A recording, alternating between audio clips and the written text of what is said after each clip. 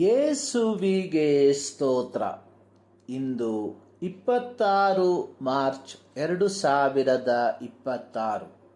ಎಲ್ಲರಿಗೂ ಸುಪ್ರಭಾತ. ಈ ದಿನದ ಧ್ಯಾನ ಭಾಗ ಪೌಲನು ತೀತನಿಗೆ ಬರೆದ ಪತ್ರಿಕೆ 2ನೇ ಅಧ್ಯಾಯದ 5ನೇ ವಾಕ್ಯದಲ್ಲಿ ಬರೆದಿರುವ ಪ್ರಾಯದ ಸ್ತ್ರೀಯರಲ್ಲಿ ಇರತಕ್ಕ 2ನೆಯ ಸದ್ಗುಣ ಅಥವಾ ಸಕಾರಾತ್ಮಕ ಗುಣ, ನಿಮ್ಮ ಮೂಲಕ ದೇವರ ವಾಕ್ಯಕ್ಕೆ ದೂಷಣೆಯಾಗದಂತೆ ನಿಮ್ಮ ಮಕ್ಕಳನ್ನು ಪ್ರೀತಿಸಿರಿ.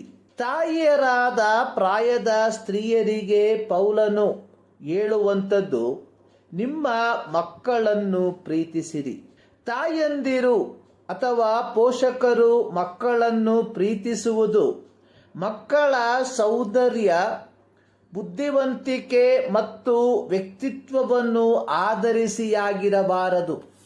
ಇಲ್ಲಿ ಪೌಲನು ಬಳಸಿರುವ ಗ್ರೀಕ್ ಪದ ಅನ್ನುವಂಥದ್ದು ಫಿಲೋಟೆಕ್ನೋಸ್, ಲವ್ವಿಂಗ್ ಒನ್ಸ್ ಆಫ್ಸ್ಪ್ರಿಂಗ್, ಸ್ವಂತ ಮಕ್ಕಳನ್ನು ಪ್ರೀತಿಸುವುದು. ಸ್ವಂತ ಮಕ್ಕಳನ್ನು ಪ್ರೀತಿಸುವುದು ಧರ್ಮಶಾಸ್ತ್ರದಲ್ಲಿ ಬೇರೂರಿರುವ ಆಜ್ಞೆಯಾಗಿದ್ದು, ಇಲ್ಲಿ ನಂಬಿಕೆಯನ್ನು ಮಕ್ಕಳಲ್ಲಿ ರವಾನಿಸುವುದಕ್ಕೆ ಕುಟುಂಬದಲ್ಲಿ ತಂದೆ ತಾಯಿಯ ಪಾತ್ರವು ಅತ್ಯಮೂಲ್ಯವಾಗಿದೆ. ಕೀರ್ತನೆ 127 ಅದರ 3ನೇ ವಾಕ್ಯದಲ್ಲಿ ಬರೆದಿರುವಂಥದ್ದು, ಪುತ್ರ ಸಂತಾನವು ಯೆಹೋವನಿಂದ ಬಂದ ಸ್ವಾಸ್ಥ್ಯವು, ಗರ್ಭಫಲವು ಆತನ ಬಹುಮಾನವೇ.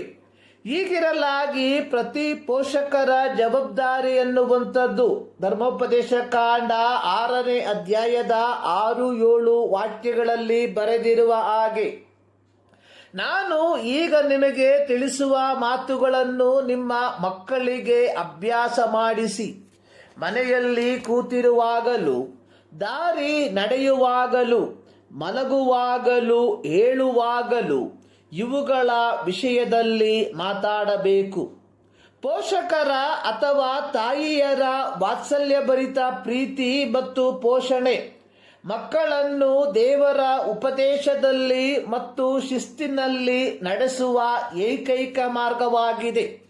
ಎಫೆಸ ಪತ್ರಿಕೆ 6ನೇ ಅಧ್ಯಾಯದ 4ನೇ ವಾಕ್ಯದಲ್ಲಿ ಪೌಲನು ಬರೆದಿರುವಂಥದ್ದು, ತಂದೆಗಳೇ, ನಿಮ್ಮ ಮಕ್ಕಳಿಗೆ ಕೋಪವನ್ನೆಬ್ಬಿಸದೆ ಕರ್ತನಿಗೆ ಮೆಚ್ಚುಗೆಯಾಗಿರುವ ಬಾಲಶಿಕ್ಷೆಯನ್ನು, ಬಾಲೋಪದೇಶವನ್ನು ಮಾಡುತ್ತಾ ಸಾಕಿ ಸಲಹಿರಿ. ಮೊದಲ ಶತಮಾನದ ಕಾಲದಲ್ಲೂ ಮಕ್ಕಳ ಮೇಲಿನ ಲೈಂಗಿಕ ದೌರ್ಜನ್ಯ, ಗರ್ಭಪಾತ, ಹೆಣ್ಣು ಶಿಶುಗಳ ಮೇಲಿನ ಕೀಳರಿಮೆ ಸರ್ವಸಾಧಾರಣವಾಗಿತ್ತು. ಹೀಗಿರುವಲ್ಲಿ ಪೌಲನು ಪತ್ರಿಕೆಯನ್ನು ಬರೆಯುವಾಗ ಕ್ರೈಸ್ತರಾದ ತಾಯಿಯರು ಪ್ರತಿ ಮಗುವಿನ ಮೌಲ್ಯವನ್ನು ಅರಿತುಕೊಂಡವರಾಗಿ, ಕೀಳರಿಮೆ ಇಲ್ಲದೆ, ಗಂಡು ಹೆಣ್ಣು ಎಂಬ ಭೇದ ಭಾವವಿಲ್ಲದೆ ತಮ್ಮ ಮಕ್ಕಳನ್ನು ಪ್ರೀತಿಸುವವರಾಗಿರಬೇಕು ಎಂದು ಉಪದೇಶಿಸುವವನಾಗಿದ್ದಾನೆ. ಈ 21ನೇ ಶತಮಾನದಲ್ಲಿ ಕಾಣಸಿಕ್ಕುತ್ತಿರುವಂತಹ ದುಃಖಕರವಾದ ನಗ್ನ ಸತ್ಯ ಅನ್ನುವಂಥದ್ದು, ಅನೇಕ ಪೋಷಕರು ತಮ್ಮ ಮಕ್ಕಳನ್ನು ಸೌಂದರ್ಯ, ಬುದ್ಧಿವಂತಿಕೆ ಇವುಗಳ ಆಧಾರದ ಮೇಲೆ ಪ್ರೀತಿಸುವಂಥದ್ದು. ಅನೇಕ ಮಕ್ಕಳು ತಮ್ಮನ್ನು ಹೆತ್ತವರಿಂದಲೇ ಪ್ರೀತಿಯಿಂದ ವಂಚಿತರಾಗುವಂಥದ್ದನ್ನು ಕಾಣುವವರಾಗಿದ್ದೇವೆ.